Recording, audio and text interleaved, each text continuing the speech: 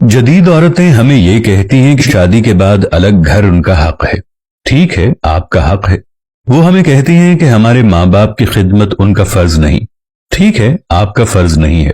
आपकी सब बातें ठीक हैं। वो कहती हैं कि जॉइंट फैमिली सिस्टम ठीक नहीं है। आप ठीक कहती हैं, लेकिन हमें ये भी तो बता दें कि 30 साल तक हमें दिन में 3 वक्त का खाना, साफ सुथरे कपड़े और सोने के लिए पंखे की सबसे अगली चारपाई देने वाली माँ को कहाँ छोड़ के आए।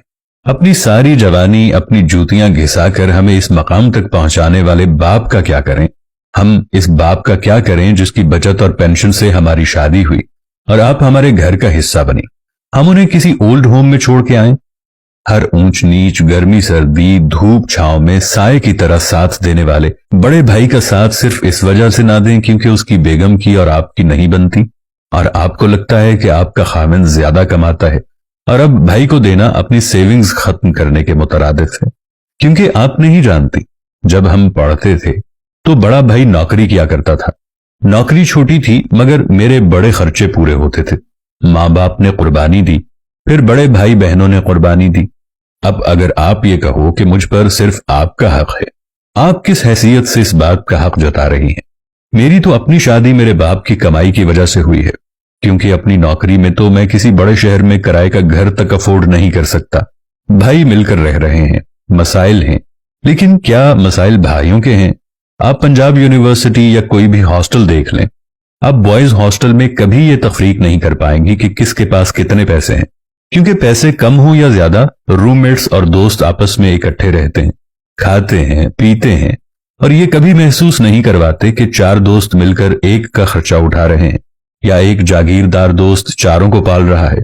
तो ये अचानक ऐसा क्या होता है कि जैसे ही शादियां होती हैं, एक हंसते बसते घर में सियासत और फिर अकवाले जर्री का दौर चलने लग जाता है कि जनाब अलग घर तो औरत का हक है। हक है, बिल्कुल है, लेकिन कोई साथी ये भी तो बताएं, माँ बाप का क्या हक है, उनको कहां छोड़ के आए। कम कमाने वाले बड़े भाई जिसने कई जगह हमारी फीसें दी हों, उसका क्या करें, उसको क्या कहें। मेरी जगह पर कई जगहों पर लड़ने वाले, मुझ पर जान छिड़कने वाले भाइयों का क्या करूं।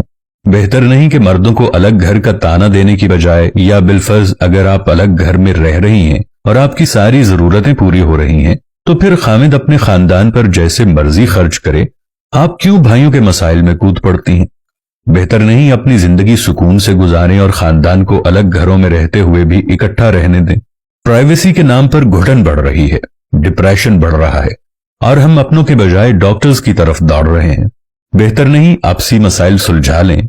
खातीन बात बात पर मसाइल खड़ा करने की बजाय भाइयों को उनके हाल पर छोड़ दें ताकि सब खुश रहें और सुकून रहे। जिस यूरोप और अरब मुआशरे की मिसाल देकर हिंदुस्तान के सदियों पुराने खानदानी निजाम पर बात की जाती है, इसी यूरोप और अरबों में हर बंदा खुद कमाता है, खुद खाता है। बहुत कम लोग बाप के सर पर ऐश करते हैं। अरबों को विरासत मिलती है, यूरोप वालों को तालीम और हुनर, जो अपनी जेब से लेते हैं, फिर वो जिंदगी भी अपनी जीते हैं। ऐसा नहीं हो सकता कि आपका खाविंद बाप की जेब से पढ़ पढ़ाकर असिस्टेंट कमिश्नर बने और आखिर में आपको याद आ जाए कि घर पर तो सिर्फ मेरा हक है। ये बूढ़े लोग यहां क्या कर रहे हैं। और हां, हमारी नौकरियां ना हो, तालीम ना हो, तो आपके वालिद भी हमें रिश्ता ना दें। सो शुक्र अदा करें हमारे माँ बाप का, जिन्होंने पाल पोस कर एक तैयार शुदा बच्चा आपके हवाले किया। तो ये कहानी आखिर में हमें याद दिलाती है कि खानदानी रिश्ते और मोहब्बत की अहमियत को समझना और इसकी कदर करना कितना जरूरी है। हमारी छोटी छोटी कुर्बानियां और समझौते खानदान को मजबूत और मुत्तहिद रखने में कलीदी किरदार अदा करते हैं। अगर आपको भी ऐसे किसी तजर्बे का सामना हुआ है या आपके ख्याल में खानदानी अक़दार की अहमियत के बारे में कुछ कहना है, तो कमेंट्स में जरूर बताइएगा। आपकी कहानियां और ख्यालात दूसरों के लिए रहनुमाई का बायस बन सकती हैं। आइए मिलकर एक मजबूत, मुत्तहिद और खुशहाल खानदानी निजाम की जानिब